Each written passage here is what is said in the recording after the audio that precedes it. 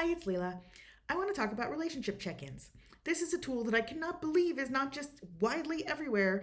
I learned about it through multi-amory, and it is kind of a common concept in polyamory these days, but it's something that I think is super helpful for monogamous relationships as well.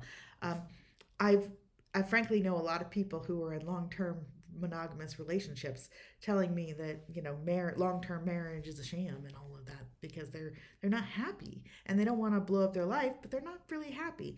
And I can tell you that for me and my spouse, relationship check-ins really helped us both be happier.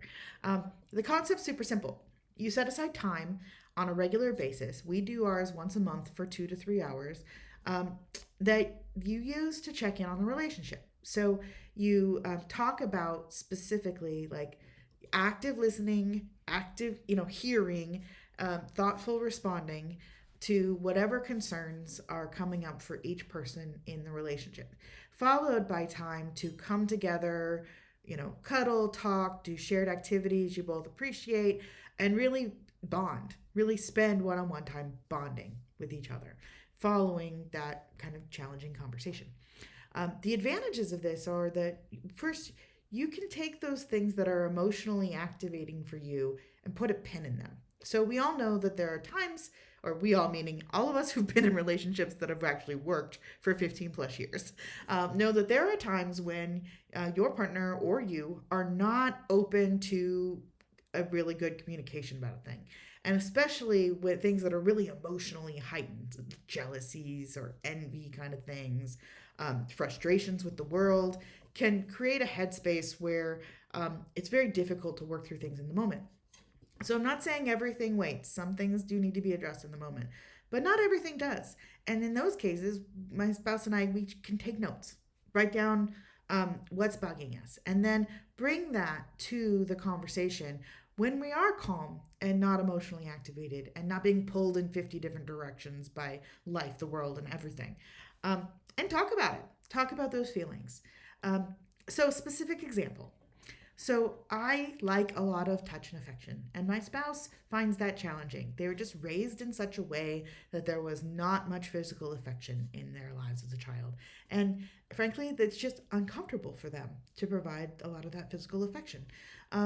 So bringing this up in the context of every day, kind of before we had these relationship check-ins, looked a lot like me going like, please just touch me, and then being like, I don't understand what you want, I don't know how to give you what you want, I'm trying to give you what you want. But obviously very emotionally charged. So, in the context of setting aside time to do this in a relationship check in, we were able to get into more details about that. Like, what exactly is it I need? What works? What doesn't work? We workshopped stuff like, if I touch you like this, does that feel good today? If how can I cue you in that what I need is affection? And as silly as it sounds, it really came to, I can just ask. I can just walk up and say, hug me now, kiss me now, and they do, and that it solves a lot of the issue. I mean, it doesn't get us 100% there, but it gets us close enough where we can get there. And this time also helps us come up with like the little code phrases for things that we already know, and talk about the pain points. A lot of times what your spouse or you are actually feeling, the communication gets messed up, and the thing that it's actually gonna fix it is just not what you think. And when you actually take the time to lay that out on the table, you can come up with real solutions that are workable.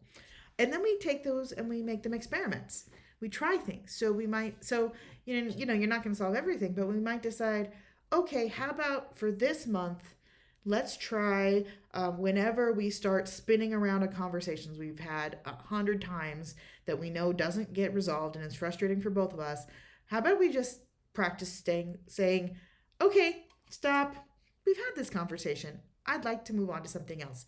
And then take a beat and do that. That was an experiment that worked really well. Um, so yeah, I just really highly encourage that for any relationship, but especially those long-term ones, especially those ones where you're sharing a life and in it for the long haul. Taking the time just periodically to check in intentionally with relationship check-ins. I mean, it's been remarkable in my marriage, and I highly encourage other folks to try it. Thanks very much, and have a great day.